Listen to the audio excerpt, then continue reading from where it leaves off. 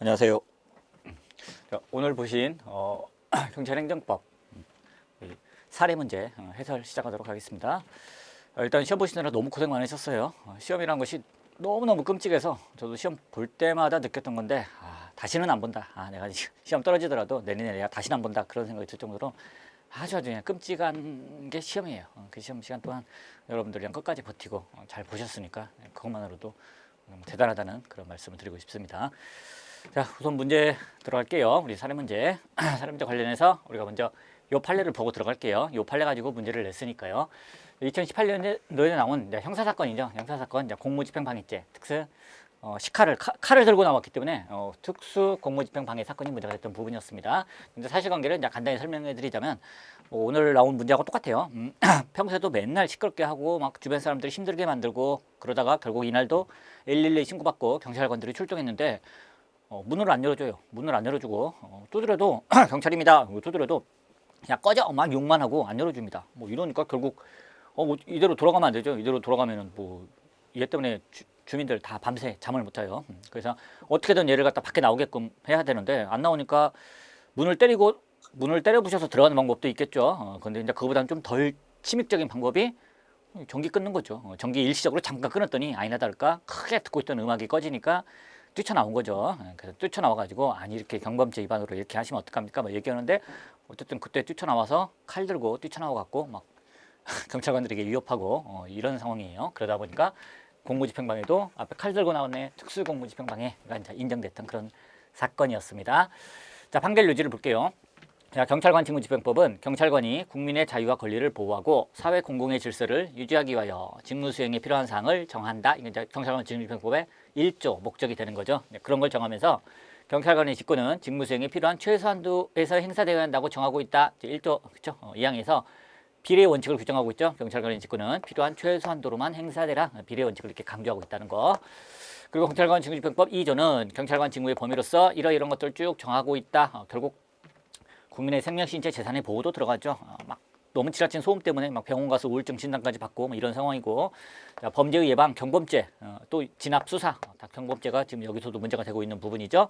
자, 공국의 안녕과 질서 유지 뭐 이런 걸 다 포함하고 있어요. 그렇기 때문에 딱 경찰관 직무집행법에 따라서 경찰권을 발동할 수 있는 그런 사안이 됐던 부분입니다.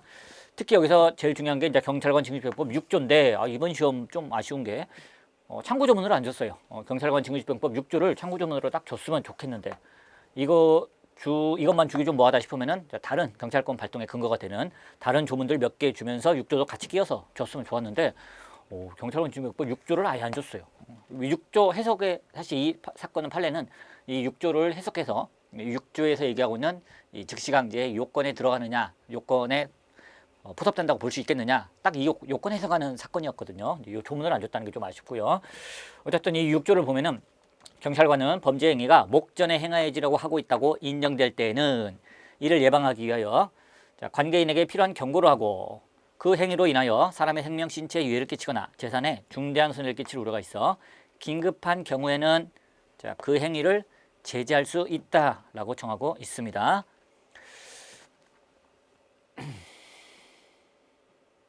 지금 요 부분 읽었죠? 자, 그 행위를 제재할 수 있다라고 규정하고 있어요. 아이고. 그러니까 딱 즉시강제죠. 즉시강제.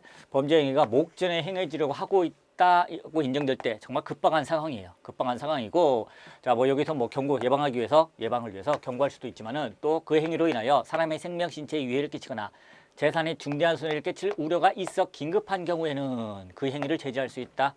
즉 다른 거 할 수가 없고 이거 도저히 이거 제지 당장 해야지. 그렇지 않으면 이러한 중대한 손해가 끼칠 수밖에 없겠다 싶으면은 당장 행동하라는 거죠. 그렇기 때문에 딱 봐도 이제 즉시강제 중에 하나, 경찰상 즉시강제에 관한 규정이라고 보시면 되겠습니다. 자, 그래서 위 조항 중 경찰관은 제재에 관한 부분은, 즉 경고 말고 제지 부분, 중대한 손해를 끼칠 우려가 있어 긴급한 경우에는 그 행위를 제재할 수 있다. 자, 요 제재하기 위해서 지금 전기를 일시적으로 끄는 거거든요. 이 제재에 관한 부분은 범죄 예방을 위한 경찰 행정상 즉시강제죠. 즉시강제다라고 얘기해주고 있습니다. 즉 눈앞의 급박한 경찰상 장애를 제거할 필요가 있고 의무를 명할 시간적 여유가 없거나 의무를 명하는 방법으로는 목적을 달성하기 어려운 상황에서 의무의 불이행을 전제로 하지 않고 직접 곧바로 실력을 행사하여 경찰상 필요한 상태를 실현하는 권력적 사실에 관한 근거 조항이다. 이게 경직법 6조다라고 얘기해주고 있는 겁니다. 그래서 우리 뭐 세 번째 문제도 대상 적격을 물어보는 거죠. 권력적 사실행위가 처분성이 있느냐 그런 부분들. 어쨌든 이게 즉시강제로서 권력적 사실행위다라는 부분이 되겠습니다. 그래서 그다음 보니까 경찰관 직무집행법 6조에 따른 경찰관의 제지 조치가 전기 끊어버린 거.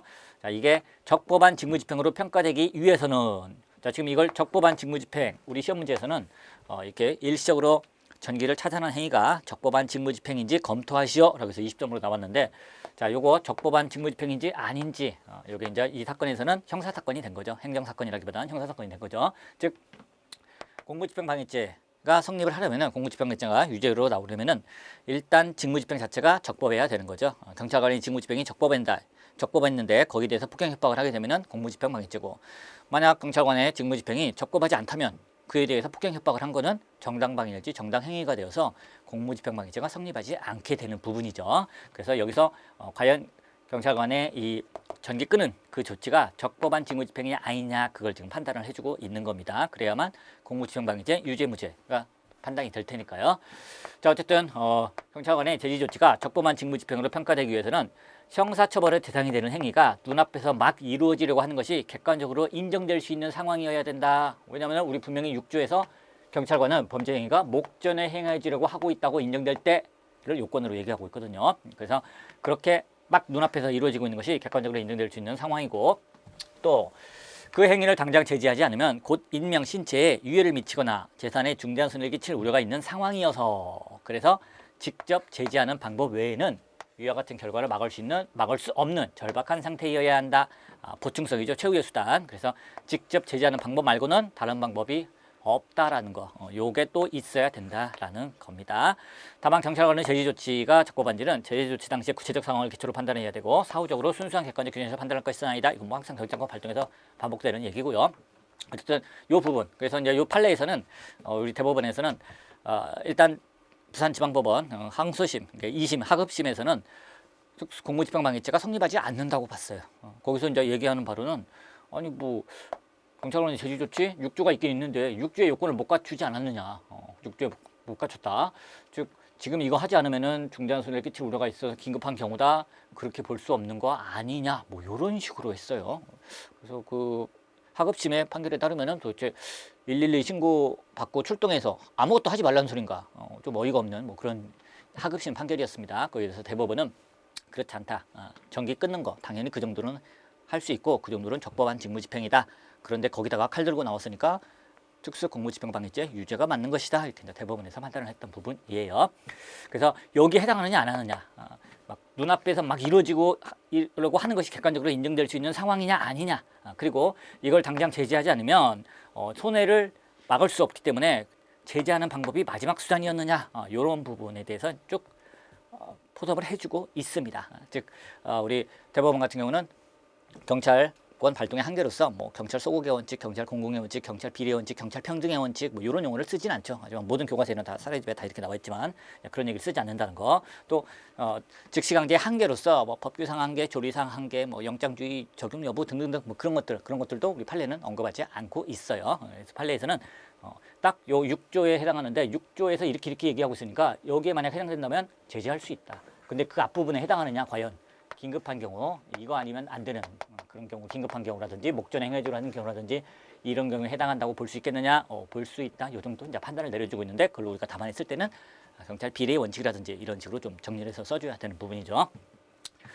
자, 그 다음으로 넘어갈게요. 자, 다음에 또 이것도 얘기하고 있습니다. 주거지에서 음악 소리를 크게 내거나 큰 소리로 떠들어 이웃을 시끄럽게 하는 행위 이것은 경범죄 처벌법 3조 1항 21호에서 경범죄로 정한 인근 소란 등에 해당한다는 겁니다. 자, 우리 시험에서 참고 조문이 요거 딱 하나 줬어요. 경범죄 처벌법 3조 1항 21호 요거 딱 하나 줬습니다. 그래서 참고 조문을 줬으니까 무조건 이거 우리가 답안에다가 이제 언급을 해줘야 되는 부분이죠. 그래서 경범죄에 따른 인근 소란 행위에 해당한다는 거. 따라서 경찰관은 경찰관 직무집행법에 따라 경범죄에 해당하는 행위를 예방실압 수사하고 필요한 경우에는 제지할 수 있다는 겁니다. 조금 전에 경직법 6조에서 자, 필요한 경우에는 제지할 수 있다라는 규정이 있었죠. 여기도 거기에 해당한다는 겁니다. 바로 인근 소란, 경범죄 이 경우에도 마찬가지로 필요하면은 제지할 수 있다. 이때도 뭐 할 수 있다? 즉시강제 할 수 있다. 그러니까 즉시강제 경찰권 발동, 즉시강제로 나타나는 경찰권 지금 발동이죠. 법적 근거가 반드시 필요한데 바로 이 경범죄인 경우에는 할 수 있게끔 6조 이게 이제 가장 큰 법적 근거인데 이걸 참고전원을 안 줬다는 거 그게 좀 많이 좀 아쉬운 부분이에요. 다음으로 넘어갈게요. 자, 세 번째입니다. 이게 사실관계죠. 자, 피고인은 평소 집에서 심한 고성과 욕설, 시끄러운 음악 소리 등으로 이웃 주민들로부터 수회에 걸쳐 112 신고가 있어 왔던 사람입니다. 자, 이번에도 피고인의 집이 소란스럽다는 112 신고를 받고 출동한 경찰관 갑을이 인터폰으로 문을 열어달라고 했는데 욕설을 했어요. 그리고 경찰관들이 피고인을 만나기 위해서 어쩔 수 없이 전기 차단기를 내렸습니다. 전기를 차단시켰어요. 그랬더니 화가 나서 식칼 37cm나 되는 식칼을 들고 나와 욕설을 하면서 경찰관들을 향해 찌르듯이 협박했다는 겁니다. 그러니까 결국 특수공무집행방해죄가 이제 성립을 하게 되는 부분이었죠. 자, 여기에서 피고인도 그렇고 하급심도 그렇고 이건 특수공무집행방해죄가 성립하지 않는다. 왜냐? 특수공무집행 성립하지 않는다. 6조에 따라서 그렇게 제재할 수 있는, 즉시강제를 할 수 있는 그런 경우가 아니기 때문이다. 그런데도 즉시강제를 했으니까 그 부분은 위법한 직무집행이고 따라서 거기에 대해서 폭행협박했다고 하더라도 죄가 되지 않는다 이런 식으로 얘기했던 부분이었죠. 자, 우리 대법원은 이렇게 보고 있습니다. 피고인이 자정에 가까운 한밤중에 우리 시험 문제에서도 자정쯤 됐을 때라고 이제 문제로 나왔죠. 한밤중에 음악을 크게 켜놓거나 소리를 지른 것은 경범죄처벌법 3조 1항 21호에서 금지하는 인근 소란 행위에 해당하는 게 맞고요. 그로 인하여 인근 주민들이 잠을 이루지 못하게 될 수 있고 또 112 신고를 받고 출동해서 눈앞에서 벌어지고 있는 범죄 행위를 막고 지금 계속 인근 소란 행위라는 경범죄 위반죄를 저지르고 있죠. 그런 범죄 행위를 막고 주민들의 피해를 예방하기 위해서 피고인을 만나려 했는데 피고인이 문조차 열어주지 않고 욕설만 했죠. 소란 행위를 여전히 멈추지 않았고요. 자, 이런 정도의 상황이라면 이 피고인의 행위를 제지하고 수사하는 것은 경찰관의 직무상 권한이자 의무라고 볼 수 있다는 겁니다. 따라서 이 제지하는 과정에서 전기 차단기 내린 거 당연히 적법한 직무집행이다 이렇게 얘기를 해주고 있습니다. 그래서 뒤에도 얘기하고 있죠. 이와 같은 상황에서 을이 피고인의 집으로 통하는 전기를 일시적으로 차단한 것은 피고인을 집 밖으로 나오도록 유도한 것으로서 피고인의 범죄 행위를 진압 예방하고 수사하기 위해 필요하고도 적절한 조치다라고 얘기해주고 있습니다. 필요하고도 적절한 조치다. 따라서 경직법 1조의 목적에 맞게 2조의 직무범위 내에서 6조에서 정한 즉시강제의 요건을 충족한 적법한 직무집행이다. 자, 즉시강제의 요건을 충족했느냐? 6조에서 정한 즉시강제의 요건을 충족했다. 자, 우리가 뭐 즉시강제 요건 간단하게 뭐 두 가지로 나누고 그다음에 한 개 또 살피고 등등인데 사실 뭐 일반적인 얘기고 가장 중요한 거는 이제 각 개별법에서 정하고 있는 요건이죠. 6조에서도 딱 정하고 있는데 아까 봤다시피 그죠? 긴급한 경우 뭐 그런 경우라든지 목전에 행해지고 있다든지 이런 식으로 그래서 딱 6조에서 얘기하고 있는 거기에 해당하느냐 딱 거기에 해당한다 요건을 충족했기 때문에 적법한 직무집행이다라고 얘기를 해주고 있습니다. 우리가 이제 답안했을 때는 즉시강제 요건을 충족했느냐라고 답안을 쓰셔도 되고 또는 즉시강제 한계를 위반하지 않았느냐라고 답안을 쓰셔도 되고 뭘로 해도 상관없어요. 내용은 똑같아요. 내용은 똑같습니다. 목차 가지고 이렇게 막 이걸 즉시강제 요건 한계 따로따로 나누셔도 되고 어쨌든 내용은 똑같아요. 아니면 즉시강제 요건으로 푸셔도 되고 한계로 푸셔도 되고 뭘로 해도 상관없습니다. 따라서 우리 판례는 즉시강제 요건을 충족했기 때문에 적법한 직무집행이다. 그래서 이와 다르게 무죄로 판단한 원심 판결 잘못했네 다시 판단해라 이렇게 해서 파기환송했던 그런 걸로 봐주시면 되겠습니다. 자, 다음으로 넘어갈까요? 자, 이제 우리 문제를 볼게요. 자, 1번입니다. 갑은 평소 집에서 심한 고성과 욕설, 시끄러운 음악 소리 등으로 이웃 주민들로부터 수회에 걸쳐 112 신고가 있어 왔던 사람이다. 우리 아까 판례에서 봤던 문장과 똑같죠? 자, 그리고 한편 이웃 주민인 을은 갑의 이러한 행위로 잠을 이루지 못해 불면증에 시달려 정신과에서 신경쇠약과 우울증 진단을 받아 치료를 받고 있다는 겁니다. 자, 그러던 어느 날 자정 무렵 그죠? 밤 12시 정도 됐을 때 갑의 집에서 심한 고성, 시끄러운 음악 소리가 들리자 을은 옆집의 심한 고성과 음악 소리 때문에 고통스럽다. 제발 도와달라고 호소하며 112 신고를 하였다는 겁니다. 첫 번째 문제는 이제 행정개입 청구권이었죠. 이렇게 이제 112 신고를 해서 도와달라고 요청할 수 있는 권리가 있느냐? 행정개입 청구권 개념 써주시고 인정 여부에 관한 학설 판례 검토 써주시고 성립 요건, 강사, 강행법규에 의한 개입 의무, 그리고 사익보호성 언급해 주시고 결론적으로 그런 요청할 수 있는 권리가 있다라고 써주시면 되는 좀 비교적 간단한 문제였죠.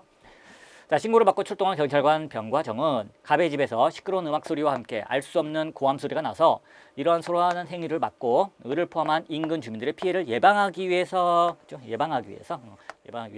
갑을 만나려 하였습니다. 그러나 갑은 문을 열어주지 않고 소란 행위를 멈추지 않았을 뿐 아니라 오히려 욕설을 하였다는 겁니다. 자, 이쯤 되면은 뭐 사실 누가 봐도 이건 뭐 문제가 있는 부분이죠. 그런데도 아까 봤던 하급심, 항소심이었던 부산지방법원 항소심에서는 뭐 그런 얘기까지 합니다. 얘가 전기가 끊기니까 시끄럽게 음악 듣다가 음악이 끊기니까 뭐야 누가 끊었어?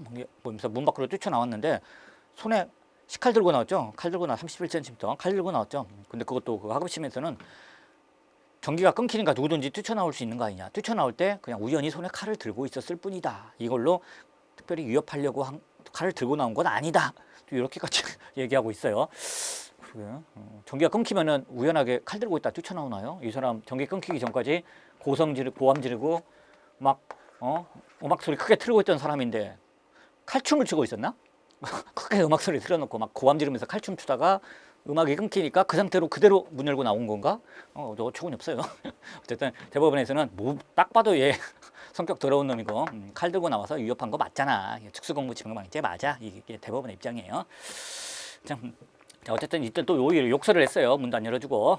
자, 이에 병과 정은 일단 갑을 집 밖으로 나오도록 유도하는 것이 긴급히 필요하다고 판단하고, 그쵸? 문 부셔버리고 안에 들어가서 체포할 수도 있겠지만은 그거보다는 이게 상대방의 기본권, 상대방의 권익을 덜 침해하는 방법 아니겠습니까? 그래서 갑의 집으로 통하는 전기를 차단하기 위해서 전기 차단기를 내렸다는 겁니다. 뭐 영원히 차단도 아니고 일시적으로 잠깐 끊으면 나올 테니까 그러려고 했다는 거죠. 다음으로 넘어갈게요. 자, 첫 번째 문제입니다.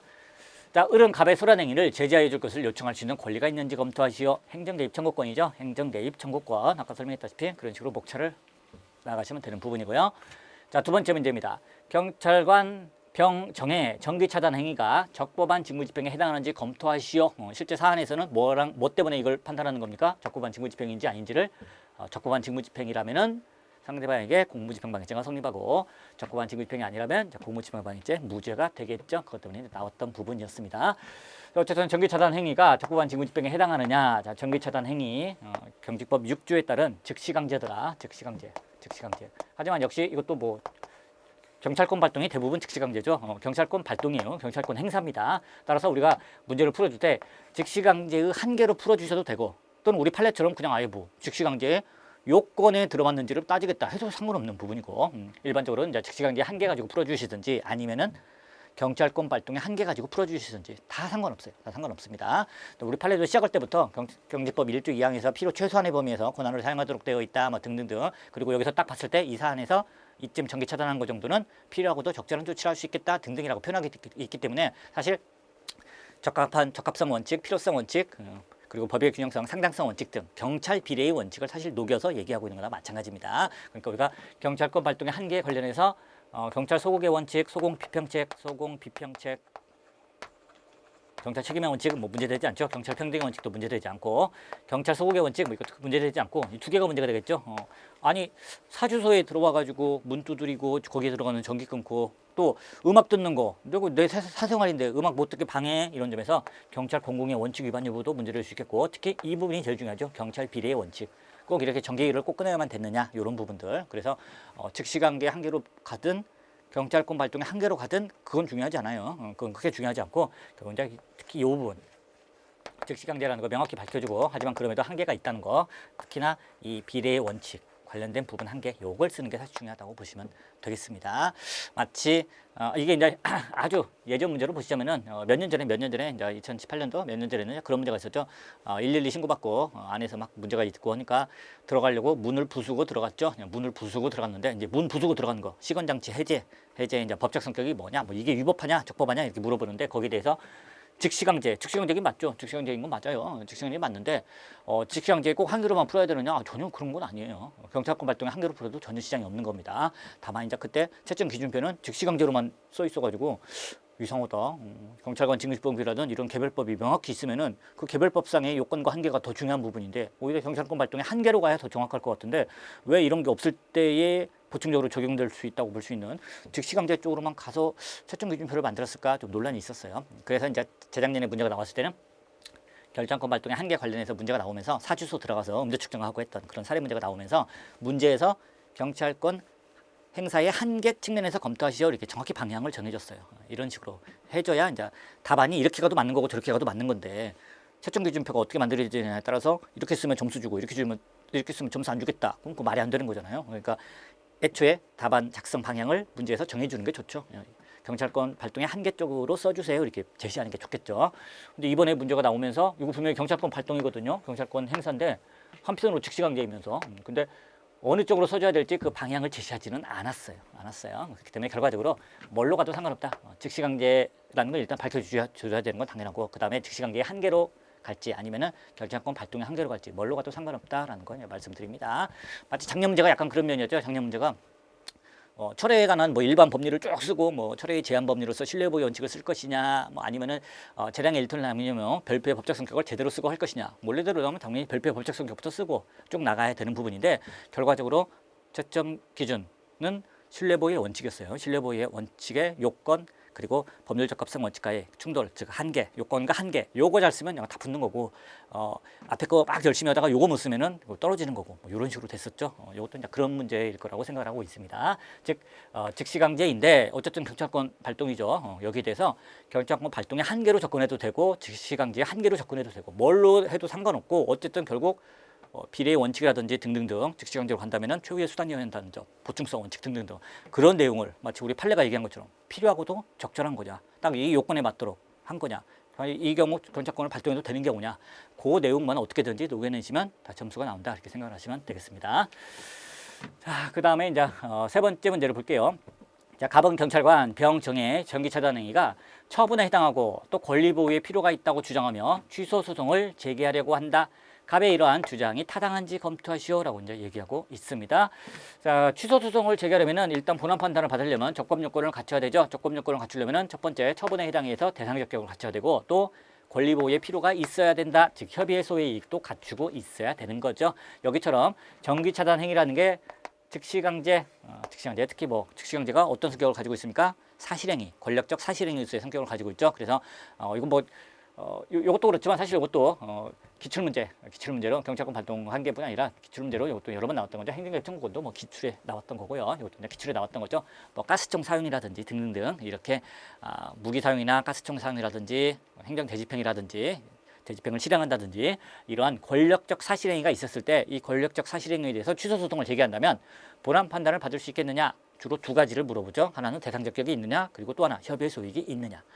자, 대상적 격 관련해서는 권력적 사실행위도 과연 처분이냐라는 거, 이거는 우리 처분이다라고 인정하면 되고요.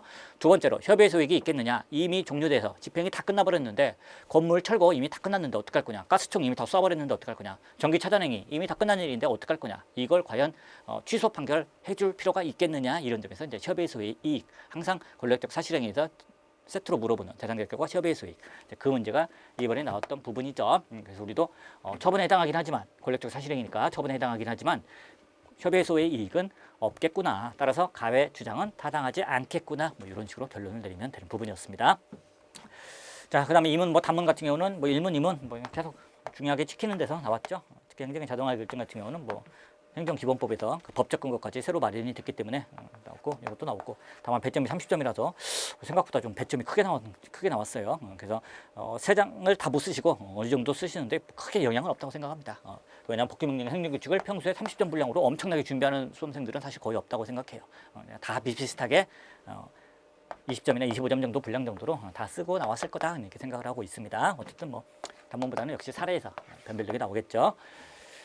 자, 우리 이제 참고조문으로 넘어갈게요. 참고조문 딸랑 하나 줬어요. 경범죄처벌법 제3조 1항 그중에 21호 인근소란 등이죠. 그래서 여기에 해당하는 부분이었죠. 그래서 경범죄처벌법 여기에 해당한다더라. 즉 명백히 범죄가 지금 일어나고 있는 게 맞다. 이거 더 확대되는 거 예방, 또 이미 이걸로 인해서 잠 못 자는 사람들, 그 사람들을 보호해 줘야겠죠. 따라서 뭐 할 수 있다? 즉시강제, 권력적 사실행위, 경찰권을 발동할 수 있는 경우에 일단 명백하게는 여기에 해당한다는 거. 어쨌든 이 조문을 계속해서 우리가 반복해서 언급을 해줘야 됩니다.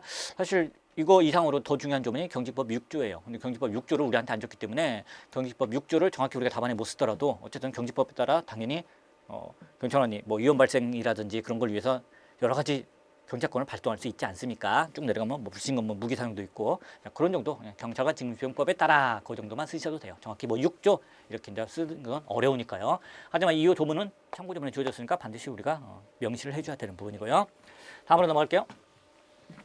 첫 번째 문제 행정개입 청구권이죠. 행정개입 청구권은 보통 이렇게 행정개입 청구권이 있겠느냐라고 딱 물어보는 데서 끝나지 않고 우리 기출에서도 나왔던 것처럼 행정개입 청구권이 있는데 그런데도 불구하고 그래서 신청을 했는데 요청을 했는데 그걸 들어주지 않아서 손해가 발생했다. 그럼 국가배상으로 논점이 연결되고 또 신청을 했는데 내가 신청권 요청할 수 있는 권리 행정개입 청구권이 있기 때문에 내가 요구했는데 그에 대해서 거부했다. 그에 대한 구제수단, 거부처분 취소소송이나 이런 거 또 부작위하고 있다. 그러면 부작위 확인소송이라든지 또는 그냥 부작위하고 있는 거에 대해서 통째로 묶어서 부작위에 대한 어떤 구제수단이 있겠느냐. 그러면 이제 혹시 의무이행 소송도 인정 여부까지도 연결되고 그런 식으로 다양하게 문제가 나올 수 있는 부분입니다. 그런데 여기서 그냥 간단하게 행정개입 청구권 하나만 물어봤죠. 자, 소란행위를 제재할 쪽에서 요청할 권리가 있는지와 관련하여 결국 행정개입 청구권이 문제가 된다는 거. 행정개입 청구권에 의의 써주시면 되죠. 자신의 이익을 위해서 행정청에게 제3자에게 행정권을 발동해달라라는 그런 권리를 얘기하고 있다는 겁니다. 뭐 무하자 재행사 청구권과의 구별되는 이런 성격 한 줄 써주면 또 가점이 되는 거죠. 행정개입 청구권은 공권이긴 공권이죠. 공법상 권리예요. 사법상 권리가 아니라 공법상 권리고 또 뭔가를 해달라고 요구하는 건데 특정 처분을 요구할 수 있다는 거. 제3자에게 행정권을 발동해달라. 제3자에게 소란행위를 제재하도록 경찰권을 발동해달라. 특정 처분을 요구할 수 있다는 점에서 형식적이 아니라 실체적 공권이다. 즉 무하자 재행사 청구권은 형식적 공권이죠. 형식적 공권과 구별해서 특정한 처분을 요구할 수 있기 때문에 행정개입 청구는 실체적 공권이다. 뭐 이런 거 한 줄 써주면 가점이 되는 부분이고요. 자, 다음에 이제 인정 여부에 관한 학설 판례 검토를 보시면 되죠. 그래서 먼저 학설. 자, 행정권 발동은 행정기관의 재량 아니냐. 특히 경직법 6조에도 좀 뭐 제지할 수 있다. 제지하여야 한다가 아니에요. 제지할 수 있다. 자, 경직법 대부분이 뭐뭐 할 수 있다라고 이런 식으로 재량으로 되어 있어요. 그렇기 때문에 행정권의 발동은 재량이다. 재량. 그렇기 때문에 꼭 내가 요구하면 넌 꼭 해줘야 돼. 나에게 요구할 그런 권리가 있어. 그게 보기는 어렵다는 거죠. 또 한편으로 행정권의 발동으로 사인하는 이익은 반사적 이익에 불과한 거 아니냐. 어디까지나 행정개입 청구권, 개인적 공권의 하나로서 이런 권리, 개인적 공권의 하나로서 이런 걸 인정해 주려면은 법률상 이익일 때만 가능한 거 아니냐. 뭐 이런 점에서 부정하는 입장이고요. 다른 한편으로는 사인 간의 분쟁이라도 생명, 신체 등 중대한 법익에 대한 목전의 위험이 있는 경우만큼은 그때는 개입을 해줘야 된다. 그래서 행정개입 청구권을 인정할 필요가 있다는 긍정설도 있고요.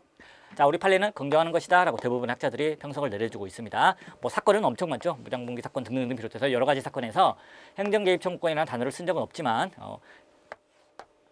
뭔가 요구를 했을 때 안 들어줬고 그로 인해서 손해를 입었다. 그에 대해서 국가가 배상을 해줘야 된다. 그 전제가 되는 거는 국가가 부작위한 거에 대해서 왜 배상을 해주나요?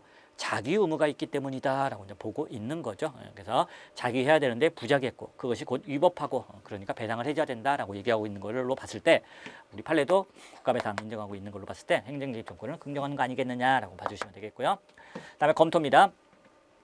자, 행정개입 청구권을 자, 법규상 조례상 신청권으로 일단 행정개입 청구권을 하나의 개인적 공권으로 인정을 하게 되면은 그게 곧 법규상 조례상 신청권으로 볼 수 있고요. 자, 그렇게 되면은 원고적격 즉 행정개입 청구권을 가진 사람이 뭔가를 요구했다가 거부당하거나 또는 상대방이 행정청이 부작위하고 있을 때 이때 항고 소송을 제기하려고 할 때 그 소송 요건 중에 하나인 원고적격, 대상적격 이런 게 인정되려면은 신청권이 있어야겠죠. 그래서 신청권을 인정해줘서 소송에 있어서 본안 판단 받아서 구제받을 수 있다는 점, 즉 권리구제 측면에서 긍정설이 타당하다라고 봐주시면 되겠습니다. 다음으로 넘어갈게요. 자, 그럼 이제 행정개입 청구권을 인정하겠다. 그럼 이 사안에서 과연 행정개입 청구권이 인정되는지, 성립 요건을 갖췄는지를 보시면 되는 거죠.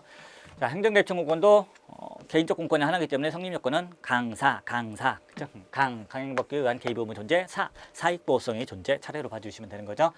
자, 강행법규에 의한 개입 의무의 존재라는 거, 즉 행정기관에 대해서 행정권을 발동하도록 하는 그런 개입 의무, 법적 의무가 존재해야 된다는 겁니다. 자, 기속행위는 거의 시험에 안 나오죠. 기속행위라면 뭐 필요한 조치를 하여야 한다라고 돼 있으니까 당연히 법적 의무가 도출되겠지만 시험 문제는 항상 필요한 조치를 할 수 있다. 제지할 수 있다. 이 사안에서 6조 제지할 수 있다. 범죄 행위를 제지할 수 있다. 재량행위로 되어 있죠. 자, 이때는 재량이기 때문에 꼭 해야 되는 건 아니지만 이때도 만약 재량권이 영으로 수축된다면 그때는 재량이 없기 때문에 제지하여야 한다로 바뀌게 되는 거죠. 자, 그런 경우가 어떤 경우냐? 생가피해. 자, 생명신체 등 중대한 법익에 대한 유해가 존재하고 그다음에 행정기관은 그걸 제거 가능한 경우이고요. 피해자는 그 제거할 수 없는 경우죠. 생가피해가 갖춰지면은 재량권이 영으로 수축합니다. 다음으로 넘어갈게요. 자, 사익보호성도 존재해야 돼요. 강사, 사사사. 이것도 하나의 개인적 공권이 성립하기 위한 요건입니다. 자, 따라서 당해 처분의 근거 규범이 공익뿐 아니라 사익도 함께 보호의 대상으로 하고 있어야 된다라는 것이 사익보호성이라는 의미인데 이 사익보호성을 어떻게 찾아낼 것이냐는 견해가 대립하고 있죠. 당해 처분의 근거 법률만을 법률의 규정 취지 이런 것만을 고려해서 사익보호성을 찾아내겠다. 아니다. 더 넓혀서 관련 법률까지 보겠다. 아니다. 마지막으로 헌법상 기본권까지도 고려하겠다라고 이제 학설이 나뉘고 있고요. 자, 우리 판례 볼게요. 자, 대법원은 법률상 이익이란 당해 처분의 근거법규 관련뿐 아니라 관련 법규까지 넓히고 있죠. 관련법까지 넓히고 있고 헌법재판소는 마지막으로 헌법상 기본권까지도 더 고려하는 식으로 굉장히 넓혀주고 있습니다. 검토 볼게요. 자, 국민의 권익보호를 위해서는 최대한 넓게 찾아서 사익보호성을 끌어내는 게 좋겠죠. 그래서 세 번째 개념 헌법상의 기본권 규정까지 시정하는 것을 고려하는 것이 타당하다라고 봐주시면 되고요. 자, 사안에다 놓는 거, 요게 이제 우리 사례 문제에서는 중요한 포인트죠. 문제는 경직법 6조를 안 줬다는 거. 이거 정말 이거 왜 이걸 안 주고 문제를 내서 참 어렵게 냈어요. 자, 근데 뭐 어쨌든 경찰관 징역집행법 전반적으로 재량행위로 규정되어 있다. 그 정도 우리가 표현해 주시면 돼요. 여기처럼 꼭 뭐 경찰관 징역집행법 6조라고 안 하더라도 어쨌든 경찰관 징역집행법 관련 규정을 고려해 볼 때 경찰권 발동 여부는 재량행위라는 거. 그래서 여기서도 꼭 소란행위를 제지해야만 되는 건 아니고 제지할 수 있다라는 재량행위라는 거. 그러나 재량권이 영으로 수축하고 있다는 걸 보여줘야 됩니다. 을은 갑의 소란행위로 정신과에서 치료를 받고 있습니다. 우울증 진단을 받고요. 또 이 사건 발생일에도 고통을 호소하며 112 신고를 하였다는 겁니다. 따라서 갑의 신체에 대한 구체적 유해가 존재합니다. 자, 생명, 신체 등 중대한 법익에 대한 구체적 유해가 존재할 것, 그게 첫 번째인데 지금 신체에 대한 구체적 유해가 존재하고 있어요. 자, 다음으로 자, 경찰기관이 이걸 뭐 해결할 수 있어야 되죠. 유해 제거가 가능해야 돼요.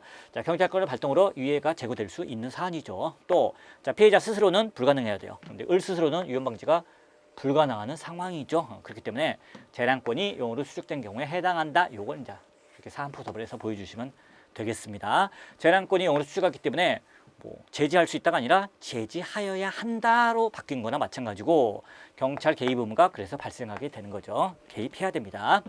자, 다음에 사익보호성 관련된 걸 보시면 되죠. 역시 경찰관 징계집행법 참고점은 하나도 안 줬지만 경찰관 징계집행법이라는 것 자체가 공익을 위해서 만들어진 겁니까? 아니죠. 국민의 생명, 신체, 재산을 보호하기 위해서도 만들어진 법이죠. 따라서 생명, 신체, 국민의 생명, 신체, 재산을 구체적으로 보호하기 위한 규정이기 때문에 당연히 경찰관 직무집행법에서 사익보호성을 우리가 끌어낼 수가 있습니다.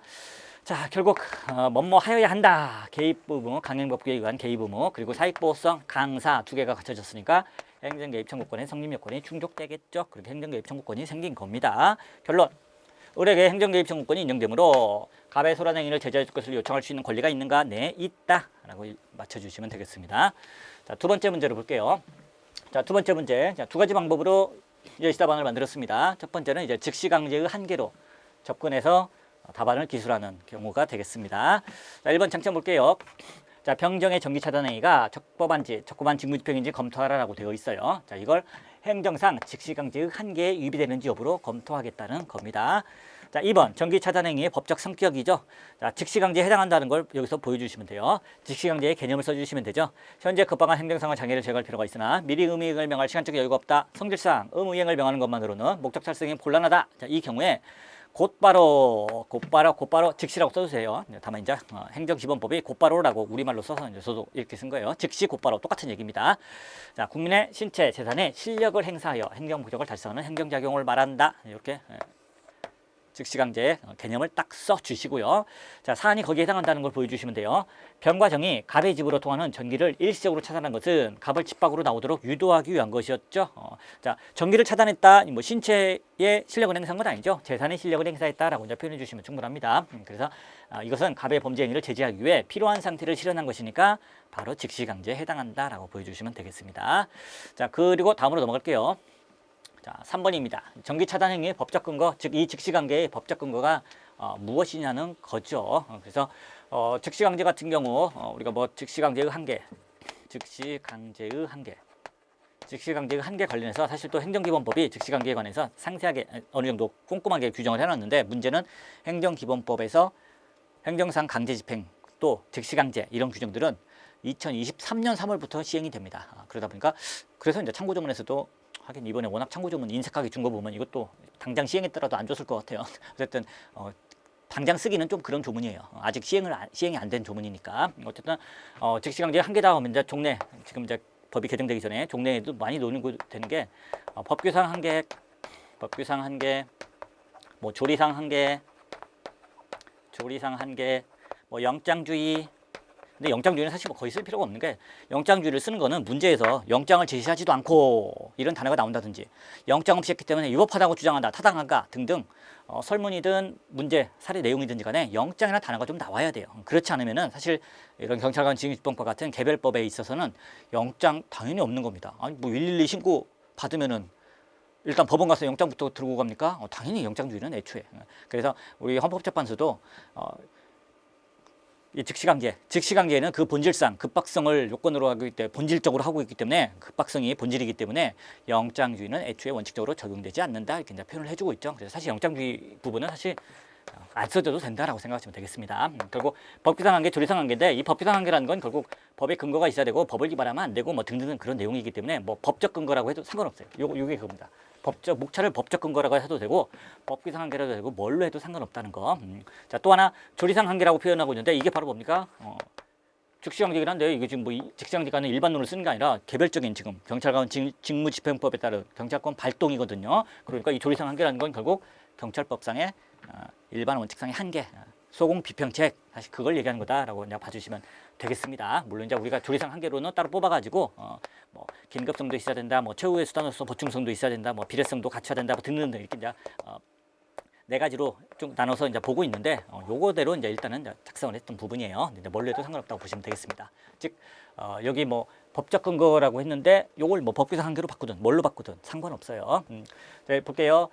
자, 경직법 제6조는 경찰관은 범죄 행위가 목전에 행해지려고 하고 있다고 인정될 때에는 이를 예방하기 위하여 관계인에게 필요한 경고를 하고 그 행위로 인하여 사람의 생명, 신체에 유해를 끼치거나 중대한 손해를 끼칠 우려가 있어 긴급한 경우에는 그 행위를 제지할 수 있다고 규정하여 즉시강제에 관한 근거 조항을 두고 있다. 이것도 한번 판례가 있던 얘기죠. 판례가 있던 얘기예요. 따라서 갑의 범죄 행위를 제지하기 위해서 정기를 차단할 수 일단은 있을 것으로 보인다. 다만 즉시강제는 기본권 침해 소지가 가장 큰 행정작용이기 때문에 그 한계를 엄격히 준수하여야 하는 바 이하에서 한계 위반 여부를 검토한다. 뭐 이런 식으로 넘어가셔도 돼요. 근데 이 부분을 쓰기가 좀 그렇다는 거죠. 경기법 6조를 안 줘가지고 결국 이제 이 부분을 사실 쓴다는 게 쉽지가 않아요. 쉽지가 않습니다. 어쨌든 뭐 경찰관 징용집행법 6조가 정확히 있으면 좋은데 이걸 뭐 평소에 딱 외워가지고 쓸 수 있다고 뭐 굉장히 좋겠지만요. 어쨌든 정기 차단 행위에 있어서 결국 한계는 결국 뭐다? 뭘로 판단한다? 이렇게 특히 경찰 비례 원칙을 비롯해서 조리상 한계 이걸로 접근한다라고 보시면 되겠습니다. 이거 쓰기 되게 어렵잖아요. 경기법 6조를 안 줬으니까. 자, 그다음에 이제 즉시강제의 한계 위반 여부를 볼게요. 자, 즉시강제의 한계입니다. 즉 보통 종래 조리상 한계다라고 하는 부분, 그 부분만을 지금 써놨어요. 자, 즉시강제는 행정상의 장애가 목전에 급박하여야 되고 긴급성 그리고 또 하나 소극적인 목적으로만 가능하고요. 최후의 수단으로서만 가능하더라. 보충성 그리고 또 한편으로 비례성, 비례 원칙을 지켜야 한다더라. 뭐 이런 내용을 그냥 쓰는 겁니다. 그죠? 그래서 우리 판례에서도 판례에서는 즉시강제의 한계라고 표현은 않고 경직법 6조가 하나의 즉시강제에 관한 규정인데 그 즉시강제의 요건을 갖췄는지를 판단하겠다 이렇게 표현하고 있어요. 상관없어요. 요건을 충족하느냐라고 표현하든지 아니면 한계를 위반하지 않느냐 표현하든지 전혀 중요하지 않습니다. 그 내용이 중요하다라고 생각하시면 돼요. 자, 우리 판례에서는 뭐 이런 걸 되게 중요하게 봤었죠. 행정상의 장애가 목전에 급박하여야 된 거 맞느냐. 경범죄 처벌법에 따른 경범죄 행위, 인근 소란 행위 분명히 있었다. 범죄 행위가 분명히 있었다라는 거 판례가 그냥 강조해서 봐주고 있었고요. 그때는 경찰권 발동할 수 있다라고 얘기를 해주고 있고요. 또 하나 구체적인 상황으로 보아 다른 수단으로서는 행정 목적을 달성할 수 없는 경우인 거 맞느냐 이 부분을 있어서 또 우리 판례가 맞다 이 두 가지를 갖췄기 때문에 이 두 가지가 사실 그 경직법 6조에서 규정되어 있는 부분이죠. 이 두 가지 요건을 다 갖췄기 때문에 적법한 직무집행이다라고 얘기하는데 우리는 뭐 즉시강제 한계로 풀어도 전혀 상관없어요. 이런 목차로 해서 즉시강제 한계로. 자, 마지막에 결국 여기서도 이거 두 개를 판단하는데 구체적으로 어쩌고저쩌고 판단 그 판단 안에 녹아들어 있는 건 결국 경찰 비례 원칙이에요. 적절하고도 필요한 것이었느냐 경찰 비례 원칙입니다. 그래서 네 번째 거 비례성 요게 이제 제일 중요하다고 보시면 돼요. 자, 사안의 경우를 볼게요. 자, 갑이 자정 무렵에 음악을 크게 켜놓거나 소리를 지른 것은 경범죄처벌법 3조 1항 21호에서 금지하는 인근 소란행위에 해당하므로 이건 뭐 무조건 써줘야죠. 참고정보를 줬으니까 무조건 써줘야 됩니다. 그렇기 때문에 형사처벌의 대상이 되는 행위가 눈앞에서 막 이루어지려고 하는 것이 객관적으로 인정될 수 있는 상황이다. 자, 긴급성 갖췄고요. 또 전기차단 행위는 이게 뭐 적극적인 목적으로 하는 게 아니죠. 소극적으로 공공의 안녕 질서를 유지하기 위한 것이 맞다는 거, 소극성이고요. 또 인근 소란 행위를 당장 제지하지 않으면 곧 인근 주민들이 잠 못 자죠. 특히나 이 갑이라는 사람은 갑이 아니라 주변 사람 을이죠. 을이라는 사람은 지금도 우울증 진단받았는데 더 다칠 수도 있어요. 그렇기 때문에 인근 소란 행위를 당장 제지하지 않으면 곧 인근 주민들이 잠을 이루지 못하는 등등등 그런 우려가 있는 상황이어서 직접 제지하는 방법 외에는 막을 수가 없는 상태다. 이게 최후의 수단이 맞다. 이거 말고 다른 수단이 없다. 보충성도 갖췄고요. 자, 마지막으로 필요성 위반 여부는 내용이 좀 크니까 따로 이하에서 경찰 비례의 원칙 위반 여부로 검토하겠다라고 이제 넘겨주시면 되겠습니다. 자, 그래서 그 다음 목차가 이제 비례의 원칙 위반 여부를 보시면 돼요. 경찰 비례의 원칙 위반 여부입니다. 자, 의의를 써주시면 되죠. 목적과 수단 사이 합리적인 비례 관계가 유지되어야 한다는 원칙. 자, 근거 써주면 가점이 되는 거죠. 헌법 37조 2항. 그리고 우리 경직법에서는 1조 2항에서 나오고 있어요. 그리고 이제 최근 만들어진 행정기본법에서도 10조에서 언급하고 있고, 뭐 조문이 다 기억 안 나는데요. 그럼 그것만 쓰면 돼요. 뭐 헌법, 행정기본법, 경직법에도 다 근거가 있다라고 써주시면 됩니다. 자, 경찰 비례 원칙 내용 적필사항을 써주시면 되죠. 적합한 수단이어야 한다. 필요성의 원칙 필. 그 다음에 상당성의 원칙 상. 이 세 개는 다 단계 구조를 이룬다라는 거 차례로 써주시면 되겠고요. 자, 사안의 경우 역시 사안 포섭이 중요한 부분이죠. 자, 전기 차단 행위는 경찰관이 112 신고를 받고 출동하여 눈앞에서 벌어지고 있는 범죄 행위, 경범죄, 자, 견제 행위를 막고 주민들의 피해를 예방하기 위한 유효하고 또 적절한 수단이죠. 유효적절, 다른 말로 적합한 수단, 적합한 수단에 해당하는 게 맞습니다. 적합성의 원칙 갖췄고요. 두 번째, 갑은 문조차 열어주지 않고 소란 행위를 멈추지 않고 오히려 욕설을 하는 상황입니다. 따라서 이때는 막 문 부수고 들어가서 너 욕했지, 감히 경찰한테 욕해? 막 때리고 하는 것보다는 전기 차단하는 게 가장 완화시킨 방법이죠. 따라서 전기를 차단하는 것보다 침해가 더 적은 수단을 찾기는 어려워요. 전기 차단하는 것이 가장 살살 다뤄주는 겁니다. 그래서 이제 이것도 역시 필요성 원칙 갖췄고요. 세 번째, 인근 소란에 해당하는 범죄 행위를 제재함으로써 달성하려는 공익, 인근 주민들이 조용하게 평온하게 잠잘 수 있겠죠. 이런 공익과 상대방이 불이익을 비교했을 때 이 공익은 매우 중대한데 반해서 갑이 입는 불이익은요, 일시적으로 음악을 듣지 못하게 되는 것뿐입니다. 일시적으로 전기 잠깐 끄는 것뿐이거든요. 잠깐 일시적으로 음악 못 들은 거, 이걸 가지고 불이익이 엄청나다라고 보기는 어렵죠. 즉 불이익은 얼마 안 되는데 추구하고자 하는 공익은 되게 커요. 그래서 결과적으로 상당성의 원칙에도 반하지 않게 되는 거죠. 결국 전기 차단 행위는 비례 원칙에 반하지 않는다는 겁니다. 자, 우리가 이제 앞에서 전기 차단 행위가 즉시강제에 해당하더라. 그래서 즉시강제 한계 위반 여부를 보겠다라고 했는데, 즉시강제 한계 네 가지를 쭉 봤는데, 일단 즉시강제 한계 중에 법규상 한계라는 용어 또는 법적 근거로 법적 근거가 있느냐, 형지법 6조가 바로 그 근거이다. 참고조문 안 줘서 나 못 썼다. 뭐 괜찮습니다. 대부분 못 썼을 거예요. 그리고 이제 즉시강제 한계로서 이런 네 가지가 있는데 그런 거 하나씩 하나씩 포섭해 주시고, 특히 제일 중요한 부분 비례 원칙 부분을 중심으로 쭉 포섭을 해서 결과적으로 위반하지 않았다. 그러니까 적법한 직무집행에 해당한다라고 결론을 내려주시면 되겠습니다. 자, 다음에는요, 이번에는 경찰권 발동의 한계로 접근해서 기술하도록 하겠습니다. 1번 쟁점. 자, 병정의 전기차단 행위가 적법한지와 관련하여 경찰권 발동의 한계 위배되는지 여부를 검토하겠다. 구체적으로는 법규상의 한계, 이것도 법적 근거예요. 법적 근거라고 바꾸주셔도 상관없습니다. 법적 근거가 있는지 또는 일반 원칙상의 한계 중에서도 소공 비평책 중에서 경찰 공공의 원칙과 경찰 비례의 원칙, 이 두 가지가 문제된다는 거. 그래서 2번 전기 차단 행위의 법적 성격 똑같아요. 즉시강제라는 거 보여주시면 되죠. 즉시강제란 무엇을 말한다. 그런데 바로 이 사안에서 병과 정이 갑의 집으로 통하는 전기를 일시적으로 차단한 것이 바로 즉시강제에 해당한다라는 걸 보여주시면 되겠고요. 다음으로 넘어갈게요. 자, 법규상 한계 위배 여부, 이건 경찰권 발동의 법적 근거라고 쓰셔도 전혀 상관없어요. 법적 근거의 문제입니다. 자, 이것도 마찬가지죠. 경직법 6조를 써줘야 돼요. 6조 써줘야 됩니다. 그래서 경직법 6조는 이렇게 규정을 두고 있다는 거. 따라서 금방 봤던 그 즉시강제라고 우리가 봤는데 그 즉시강제를 할 수 있다는 근거 조항이 분명히 6조로 있다는 거. 그래서 갑의 범죄 행위를 제지하기 위해서 전기를 차단한 것은 일단 봤을 때 법규상 한계에 위배되지 않는다고 볼 수 있다. 즉 법적 근거는 존재한다고도 볼 수 있다. 그러나 경찰권은 남용되지 않도록 일반 원칙상의 한계를 지켜야 하므로, 아까 즉시강제는 기본권 침해의 소지가 매우 큰 것이므로 이렇게 표현했죠. 같은 거죠. 경찰권은 남용되지 않도록 일반 원칙상의 한계를 지켜야 하므로 경찰 공공의 원칙, 경찰 비리의 원칙, 유의 여부를 검토할 필요가 있다. 이런 식으로 이제 접근해 주시면 되겠습니다. 물론 이제 우리가 추가로 가점을 받을 수 있는 요소들은 이제 군데군데 있어요. 즉 아까 즉시강제, 여기도 그렇고 아까도 그렇고 뭐 즉시강제 언급할 때 이제 즉시강제가 개념 쓰고 사안이 즉시강제에 해당한다 해서 끝날 게 아니라 즉시강제는 대인적 즉시강제, 대물적 즉시강제, 뭐 대가택적 즉시강제 이런 걸로 나뉘고 있는데 이 사안의 경우는 뭐 신체에 뭐 한 것도 아니고 뭐 집에 들어갔다 보기도 어렵고 집으로 통하는 전기만 어떻게 한 거니까 대물적 즉시강제에 해당하는 거 아니냐 뭐 이런 식으로 언급해주면 즉시강제의 종류를 3가지로 언급하고 그 중에 뭐에 해당한다라는 거 이거 한 2-3줄 언급해주면 가점이 될 수도 있습니다. 여기도 마찬가지예요. 경찰법상 경찰행정상 일반 원칙상의 한계를 지켜야 되는데 그 한계에는 소공, 비평책 5가지가 있다더라. 5가지가 있다. 이 사안에서는 특히 그 중에 이 2개가 문제된다. 그래서 이 2개 말고 나머지 3개도 언급해 주는 거 역시 또 가점이 될 수도 있겠죠. 근데 어디까지나 뭐 아는 걸 다 쓸 수 없는 이유가 시간도 한정되어 있고 지면도 한정되어 있기 때문에 그래요. 지면도 한정되어 있기 때문에. 그래서 저도 예시답안에서 이제 그런 것들은 이제 생략 치고 나간 겁니다. 나는 뭐 그거 썼는데 상관없죠. 가점 될 수 있어요. 가점 될 수 있습니다. 즉 그거 쓰느라 다른 거 못 썼다. 그럼 이제 여기서 가점을 얻고 다른 데서 감점이 되겠죠. 어쨌든 중요한 내용들 다 쓰고 내가 시간도 좀 남고 지면도 좀 남는다. 그럼 이제 그때 아는 거 추가로 더 넣어주는 거. 그게 항상 더 가점 받을 수 있는 요령이라고 보시면 되는 거죠. 자, 그래서 여기서는 이제 2가지를 보는 거예요. 경찰 공공의 원칙, 경찰 비리 원칙 위반 여부로. 먼저 4번 경찰 공공의 원칙 위배 여부입니다. 그래서 경찰 공공의 원칙 의부터 써주시면 되죠. 자, 볼게요. 자, 경찰권은 공공의 안전과 질서 유지를 위해서만 발동될 수 있고 그와 관계없는 개인의 사적 영역에 대해서는 원칙적으로 관여할 수 없다는 원칙이 경찰 공공의 원칙이죠.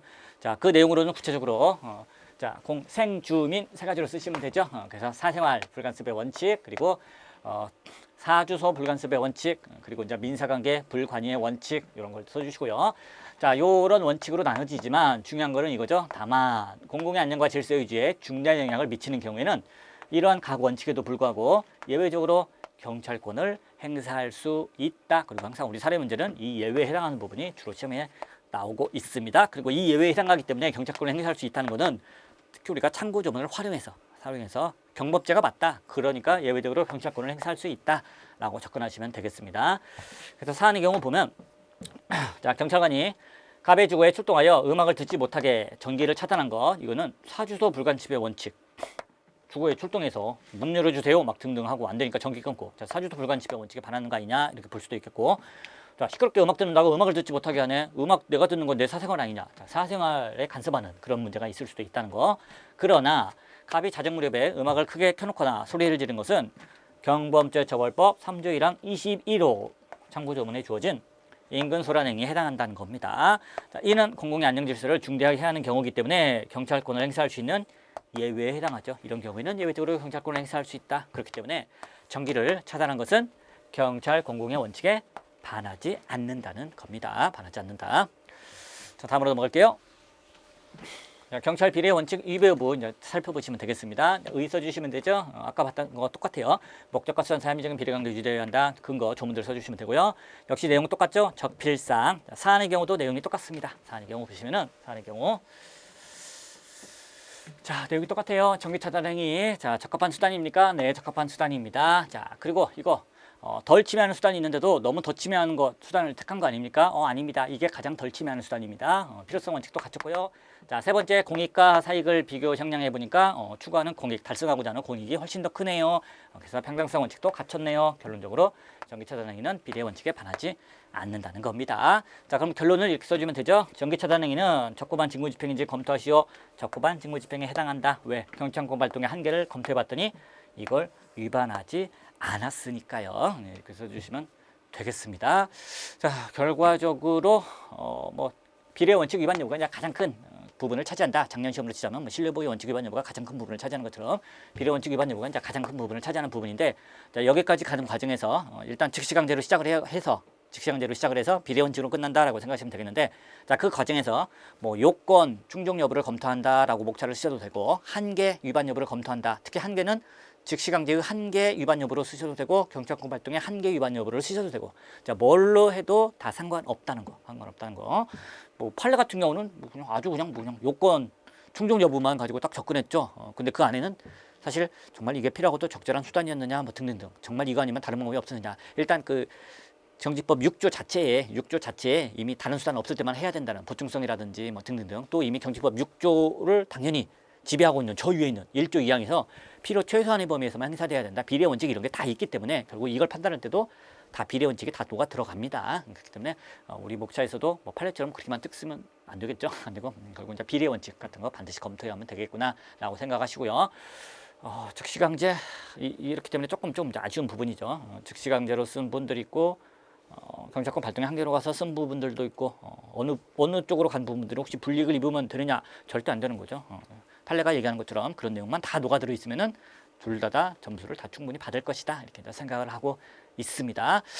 채점 기준표도 이렇게 둘로 나눠졌다든지 하면 좋을 텐데 어떻게 될지 그게 좀 불안하긴 합니다.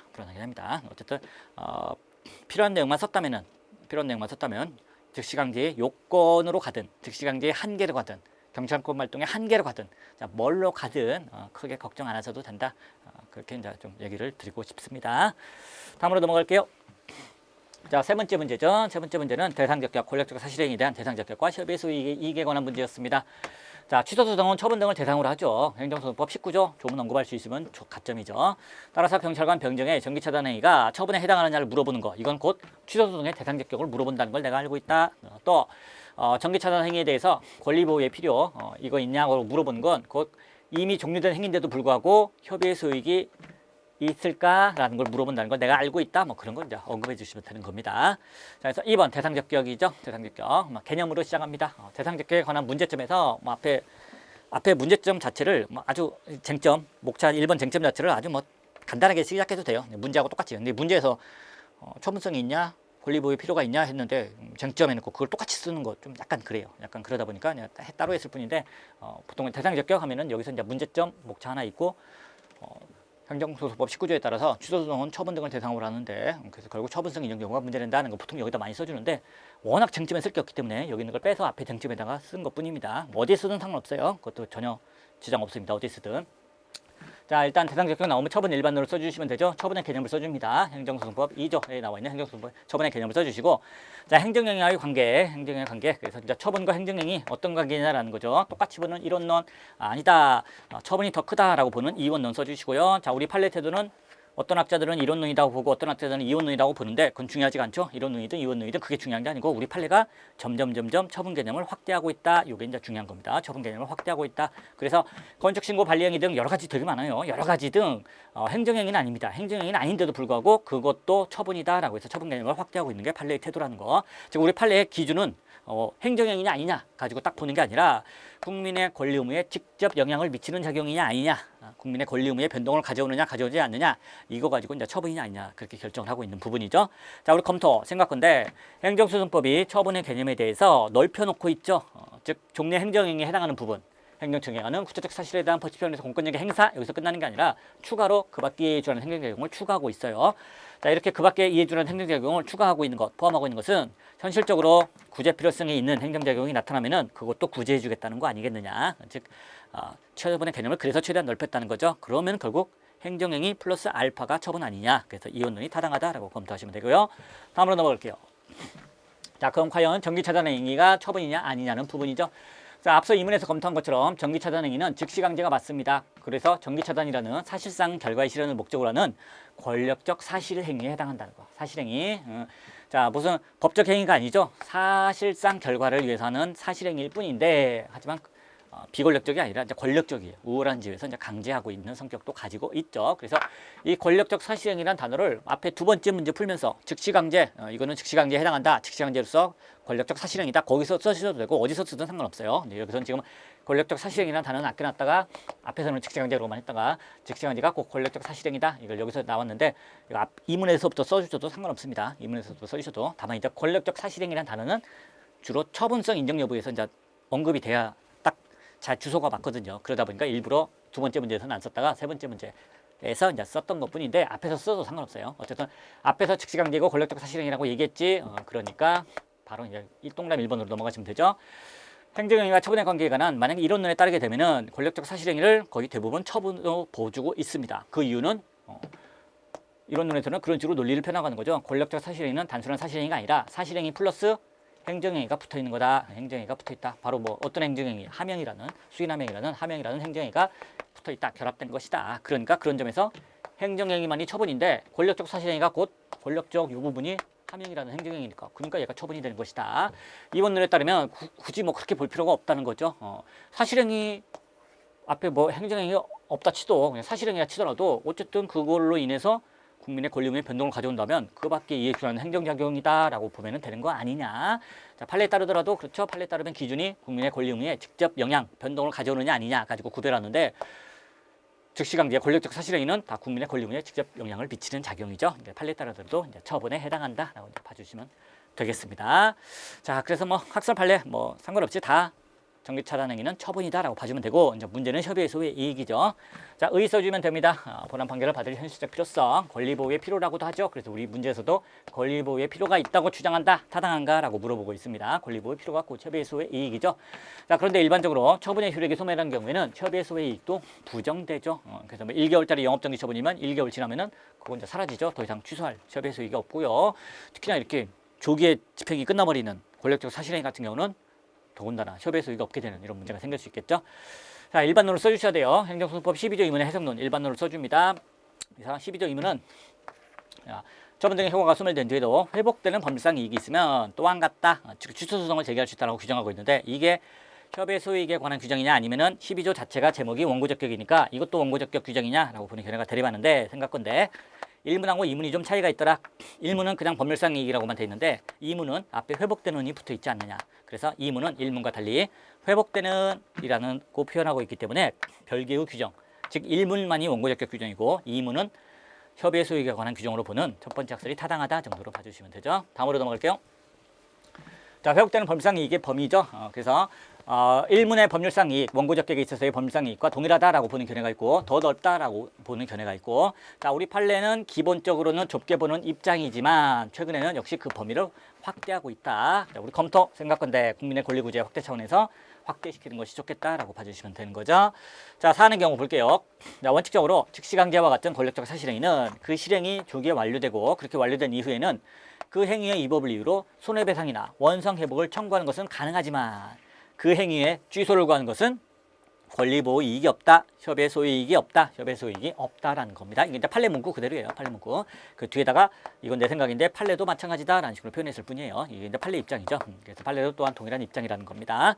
따라서 이미 종료된 정기차단 행위에 대해서는 취소 소송을 제기할 협의의 소이익은 인정되지 않는다. 이렇게 이제 처리하시면 됩니다. 물론 이렇게 이미 종료된 거라고 해서 원칙적으로 협의 소이익이 없다 하더라도 예외가 있죠. 예외 중에서 제일 우리 시험 문제 많이 나오는 거는 그죠? 가중적 제재 처분. 그게 이제 협의 소이익에서는 사실 제일 중요한 문제죠. 1회 위반 시 영업정지 1개월, 2회 위반 시 영업정지 3개월, 3회 위반 시 영업정지 6개월 또는 뭐 영업 취소 이렇게 가중적으로 제재 처분이 규정되어 있을 때, 자 이때 1개월 영업정지 기간이 끝난 후에도 소를 제기할 수 있겠느냐, 협의 소이익이 있겠느냐, 요게 이제 협의 소이익에서는 제일 중요한 문제인데 어쨌든 그런 경우도 예외적으로 협의 소이익은 인정해주지만 또 하나 반복 그리고 법적 해명이 필요한 경우 앞으로도 반복될 가능성이 있고 또 한편으로 이에 대한 법적 해명이 필요하다. 자, 이 두 가지를 갖추면 원칙적으로 소외이익이 없다 하더라도 예외적으로 소외이익을 인정해줘서 판단하는 경우가 있습니다. 우리 판례의 태도예요. 그래서 이제 이걸 가지고서 자, 요 부분 정기를 딱 끊어버린 거 이미 끝난 일이긴 하다. 원칙적으로는 협의 소이익이 없겠다. 하지만 앞으로도 이렇게 112 신고받고 출동했다가 밖에 안 나오면은 정기를 끊는 일이 반복적으로 일어날 가능성이 있고 또 이 부분에 대해서 이게 과연 적법한 직무집행이냐, 즉 경직법 6조에 딱 적합한 행동이냐, 아니면 경직법 6조의 요건을 못 갖춘 즉시강제 한계를 위반한 또는 경찰권 발동의 한계를 위반한 것으로서 위법한 것이냐에 관해서 법적 해명이 필요하다. 그런데 이루어진 바 없으니까 이번에 협의 소이익을 인정해서 판단해 줘야 된다. 그렇게 논리를 펴나가셔도 전혀 상관은 없습니다. 다만 이제 배점이 대상적격과 협의 소이익을 합쳐서 15점밖에 안 되기 때문에 일반론만 써줘도 양을 되게 많이 차지해요. 근데 이런 상황에서 내가 이 판례를 이용해서 반복 가능성도 있고 법적 해명도 필요하니까 예외적으로 협의 소이익이 인정된다라고 답안을 써주겠다라고 그렇게 하기가 저조차도 쉽지가 않아요. 알고는 있는데 15점짜리인데 이것까지 써야 돼요. 좀 그런 면이 있어요. 어쨌든 뭐 쓰면 좋습니다. 쓰면 좋아요. 자, 어쨌든 여기선 결론을 이미 종료됐기 때문에 협의 소이익은 없다라고 이제 결론을 냈습니다. 자, 다음으로 넘어갈게요. 자, 결론이죠. 자, 정기차단 행위는 처분에 해당하느냐? 처분에 해당합니다. 하지만 권리표효가 있느냐? 없다. 근데 이거 둘 다 있다라고 처분에 해당하고 권리표효도 있다고 주장한 갑의 주장은 그러니까 타당하지 않다. 이렇게 결론을 내리시면 되겠습니다. 이렇게 해서 여시다반 맞춰봤고요. 여러분들이 정말 어렵게 힘들게 이제 공부를 하셨는데 시험이라는 것이 항상 딱 보고 나면은 뭐 객관식도 그렇고 주관식도 그렇고 내가 공부 열심히 한 부분에서 안 나오면은 정말 허무한 느낌도 들고 또 내가 이 부분은 좀 안 나올 거야라고 해서 이제 좀 뒤로 미루고 마무리할 때 안 보고 들어갔는데 그런 부분에서 조금이라도 나오면은 또 굉장히 덜컥 나 이번에 망한 거 아닌가 막 그런 느낌 들기도 해요. 근데 어쨌든 주관식 시험이라는 것 때문에 결과가 나오기 전까지는 아무도 몰라요. 잘 쓴 것 같다라고 생각하는 사람이 떨어질 수도 있고 못 쓴 것 같다는 사람이 붙을 수도 있고 주관식 시험의 특징이에요. 그래서 여러분들은 이제 오늘 너무 그동안 고생 많이 했었으니까 잘 될 거다라는 이렇게 말씀을 드리고 싶고요. 고생 많이 했었으니까 좀 푹 쉬시는 그런 시간을 좀 가지시면 좋겠습니다. 너무 고생 많이 하셨습니다.